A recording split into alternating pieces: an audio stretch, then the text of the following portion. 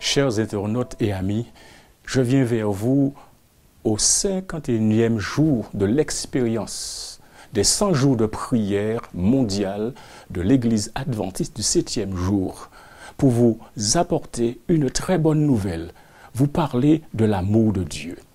Écoutez ce que l'apôtre Paul dit dans son épître aux Romains chapitre 5 verset 8. Je vous dis, c'est très beau à entendre. Écoutez.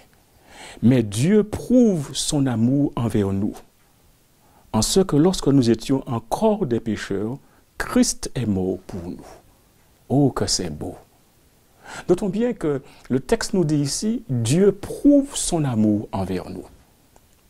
Le verbe prouver que nous avons dans le français est en grec sunistémie. Et cela peut être rendu de deux façons. On pourrait dire que Dieu prouve son amour envers nous, Dieu établit son amour envers nous, mais cela signifie aussi recommander. Ainsi donc, la mort de Christ pour les pécheurs prouve non seulement que l'amour de Dieu est un fait, mais également que cet amour est devant nous dans toute sa grandeur, dans toute sa perfection. En outre, Dieu continue de prouver et de recommander son amour pour nous. Le Christ, son sacrifice, il faut savoir, demeure comme étant la plus grande démonstration de son amour. Jésus est mort une fois pour toutes. Cependant, à travers les résultats de sa mort, nous avons une preuve perpétuelle de l'amour de Christ pour chacun de nous. Notons bien que le texte dit « Lorsque nous étions encore des pécheurs, Christ est mort pour nous ». Ce qui signifie qu'il n'y a absolument rien en l'homme pour le faire mériter l'amour de Dieu. Il est question d'un homme de bien au verset 7 de Romains 5. Mais cet homme de bien est un homme hypothétique. Et c'est un élément qui indique un homme bienveillant, aimable, qui inspire de l'affection. Mais l'amour que Dieu a exercé envers nous n'était pas une réponse à un amour que nous avions pour lui, car nous étions encore des pécheurs. Pas du tout. Il n'y avait absolument rien en l'homme qui répondait à un amour qu'il avait. 1 Jean chapitre 4 verset 10 est très clair là-dessus. Il dit « Et cet amour consiste non point en ce que nous avons aimé Dieu, mais en ce que Dieu nous a aimés et a envoyé son Fils comme victime expiatoire pour nos péchés. » Dans le livre « Puissance de la grâce », page 23, le texte nous dit « Dès que le péché apparut, il y eut un sauveur. Le Christ savait qu'il devrait souffrir. Néanmoins, il devint le substitut de l'homme. Dès le péché d'Adam, le Fils de Dieu se porta lui-même garant de la race humaine. » Je voudrais soumettre à votre méditation une réflexion. Quand Adam et Ève ont péché, c'est Dieu qui, bien qu'il ait été rejeté et qu'il ait péché contre lui, a fait le premier pas vers l'humanité. Il est venu avec une attitude de grâce, de pardon, et avec la promesse que Jésus écrasera Satan, le serpent, et deviendra le sacrifice pour leur salut. Et je voudrais vous dire que le Christ continue à marcher vers vous avec la même attitude. Il est engagé envers vous et votre salut. Alors voilà ma question. Laquelle question je voudrais que vous méditiez. Aujourd'hui, vous jetteriez-vous dans ses bras aimants et accepteriez-vous son sang purificateur et sa justice? Extraordinaire question. Mais réfléchissez sur sa teneur.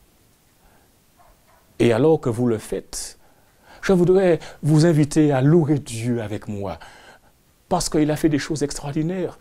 Nous voulons le louer, manifester notre reconnaissance envers lui, parce qu'il a guéri ce médecin à Berrien Springs, le docteur Hamel, de Covid-19, après une longue intercession de la communauté de foi, je suis encore heureuse pour vous dire que nous devons louer Dieu.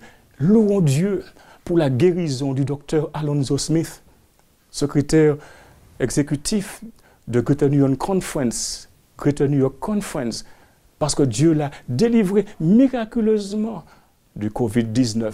Loué soit son nom. La prière fervente des frères et sœurs, tout cela a été extraordinaire. Louons-le pour l'Église en Chine, qui en dépit des restrictions dues au Covid-19 et au communisme est florissante, parce que des centaines de milliers de personnes sont connectées en ligne pour servir Dieu, pour le service d'adoration. Je voudrais vous dire, quelles que soient l'épreuve que vous traversez, quelles que soient les difficultés auxquelles vous êtes confrontés, vous pouvez compter sur l'amour de Jésus. Alors, n'hésitez pas, invoquez le nom de Jésus. Faites appel à Jésus et il vous répondra, il vous inondera de son amour. Prions. Notre Dieu, nous te louons et te remercions pour ce que tu as fait pour nous à travers Jésus-Christ à la croix du Calvaire. Nous te louons et te bénissons parce que lorsque nous étions encore des pécheurs, Jésus a donné sa vie pour nous. Et nous te prions à cet instant d'accepter la confession de nos fautes, de nos péchés. Te demandons de nous pardonner. Et avec le pardon de nos péchés, baptise-nous du Saint-Esprit. Vis ta vie en nous, prends la direction de notre vie et permets que nous puissions avoir nos yeux ouverts sur ton amour infini. Nous te supplions, ô Père, pour que tu nous révèles davantage ton caractère aimant. Nous prions pour les dirigeants et les membres des églises en Indonésie, où certains ont été infectés par le Covid-19 et sont décédés. Ô Père, nous te prions pour la Papouasie-Nouvelle-Guinée, car ce pays n'est pas suffisamment équipé pour faire face à une épidémie massive de Covid-19. Ô Père, nous te prions pour que tu continues de veiller sur la santé de la population de cette île, la Martinique, mais aussi celle de la Guadeloupe et du monde entier. Que tu bénisses tes enfants, que tu les fortifies et qu'ils regardent toujours à Jésus, quelles que soient les situations, que leurs yeux soient fixés sur Jésus. Et cela jusqu'au bout. Alors que nous sommes dans cette 8e semaine et que nous avançons dans ce programme de prière, transforme-nous et que nous soyons engagés à toi de plus en plus et que le monde reconnaisse que nous t'appartenons et qu'il glorifie ton Saint-Nom. Bénis chacun et conduis-nous à travers cette nouvelle semaine dans le nom de Jésus. Amen. Je vous dis bon courage, que Dieu vous bénisse et la course continue.